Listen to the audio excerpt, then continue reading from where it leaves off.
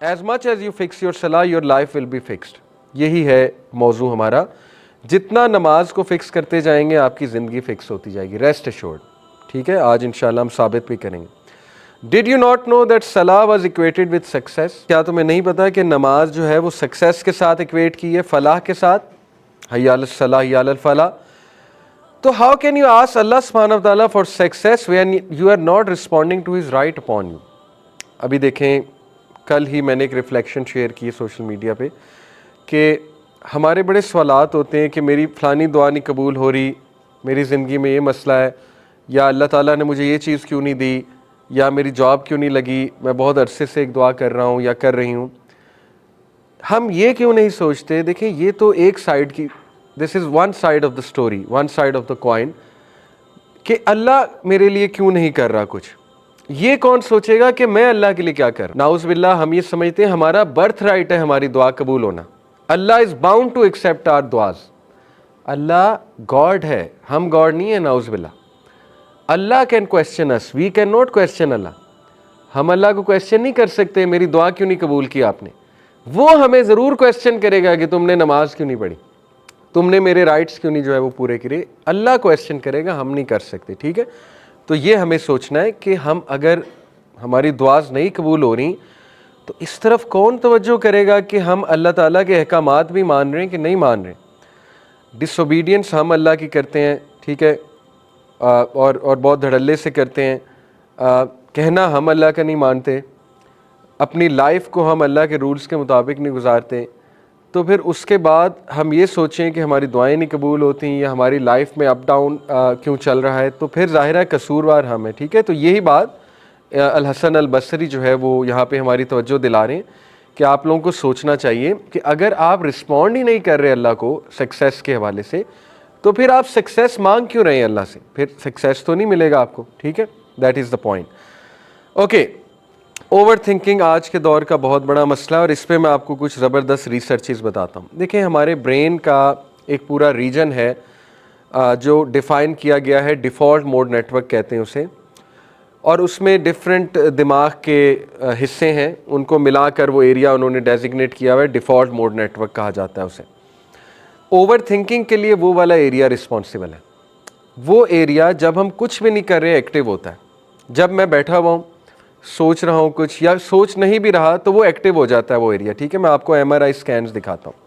ये देखिए default mode network, इसको MRI स्कैन से देखा गया। ये जो ब्लू एरियाज आपको नज़र आ रहे हैं ये मिलकर डिफ़ॉल्ट मोड नेटवर्क कहलाते हैं। ठीक है, ये ब्लू एरियाज देखें एक्टिव हो गए जब you are thinking about the future. Orange colour नज़र आ रहा है, active colour is the orange colour, तो this becomes active, super active, और when you are thinking about the future. अब मैं आपको इंटरेस्टिंग रिसर्चेस बताता हूँ ओवर थिंकिंग के हवाले से। ये पहली रिसर्च है 2011 की, ब्रूअर एट ऑल का मतलब होता है and his team, Breuer and others Latin word है। उसने और उसकी टीम ने एक रिसर्च कंडक्ट की। रिसर्च क्या है कि उन्होंने कुछ लोगों का एक ग्रुप लिया और उन ग्रुप्स को दो फर्दर ग्रुप्स में डिवाइड किया। Group of people were divided into 2 groups. एक ग्रुप को 8 वीक्स मेडिटेशन कराई।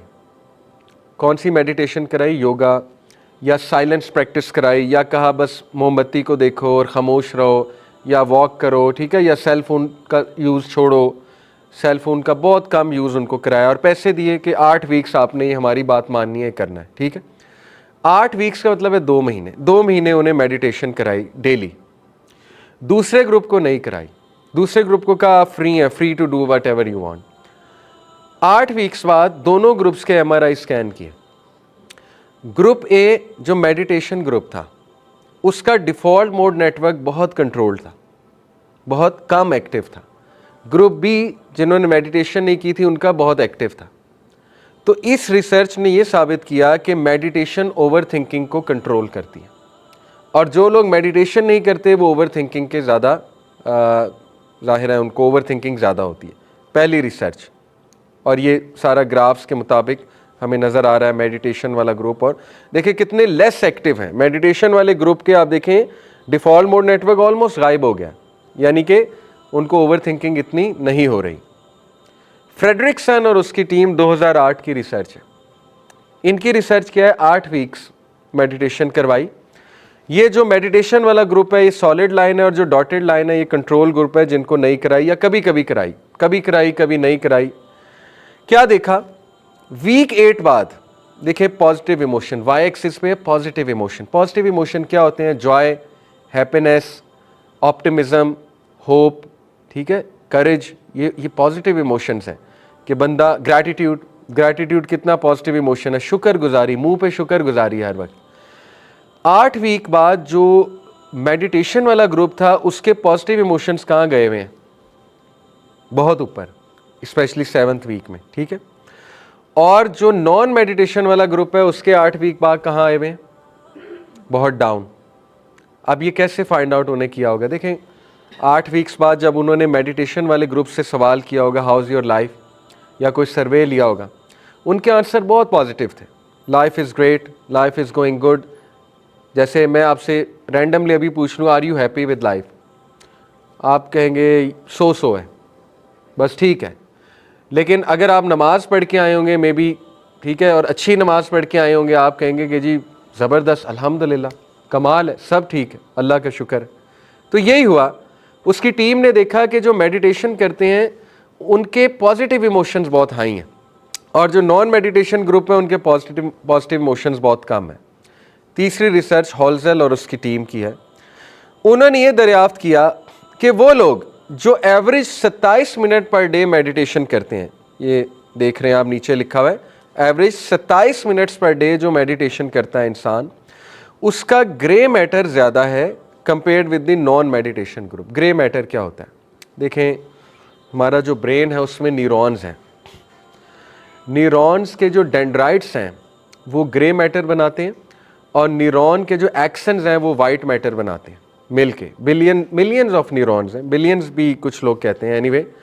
तो ग्रे मैटर का मतलब क्या है? ग्रे मैटर का मतलब ये है कि जितना आपका ग्रे मैटर स्ट्रांग है उतने आपके डेंड्राइट्स क्या होता है? न्यूरॉन की अगर आप शक्ल देखें नर्व सेल की, तो उसकी एक लंबी सी यूँ दुम होती है, ठीक है, आगे उसका वो पूरी बॉडी होती है, पीछे यूँ दुम होती है, वो एक्सन है, लंबी सी दुम। उसके एंड पे एंटीना की तरह के यूँ डेंड्राइट्स होते हैं, ठीक है। वो एंटीनास क्या करते हैं? दूसरे न्यूरॉन से कम्युनिकेशन करते हैं थ्रू न्यूरोट्रांसमीटर्स। न्यूरोट्रांसमीटर क्या होते हैं? केमिकल्स। वो डेंड्राइट्स केमिकल्स रिलीज करते हैं जो कि दूसरे डेंड्राइट्स कैच करते हैं और एक मैसेज आगे फॉरवर्ड जाता है। डेंड्राइट स्ट्रांग होने का क्या मतलब है? ग्रे मैटर स्ट्रांग होने का कि आपकी न्यूरल कम्युनिकेशन बहुत अच्छी है। न्यूरल कम्युनिकेशन अच्छी होने का क्या मतलब है? कि आप बहुत फोकस्ड हैं, ठीक है, आप बहुत अच्छे थिंकर हैं, आप बहुत अच्छे कम्युनिकेटर हैं, ये उसका मतलब है। आपके रिफ्लेक्सेस बहुत अच्छे हैं, रिफ्लेक्स एक्शन बहुत स्ट्रांग है आपका, ठीक है। मेडिटेशन का फ़ायदा क्या है? ग्रे मैटर स्ट्रांग होता है। आपको पता है मलेशियन साइकोलॉजिस्ट ने, ये तो गोरों की रिसर्चेस हैं, मलेशियन साइकोलॉजिस्ट ने नमाजियों के ऊपर रिसर्चेस की हुई हैं, अभी आपको आगे दिखाऊंगा। नमाजियों की ये सारी चीज़ें इससे भी बेहतर हैं। ये तो योगा शोगा है ना, ठीक है, वो भी एक मेडिटेशन है। नमाजियों की जो ये सारी चीज़ें वो इससे भी बेहतर है।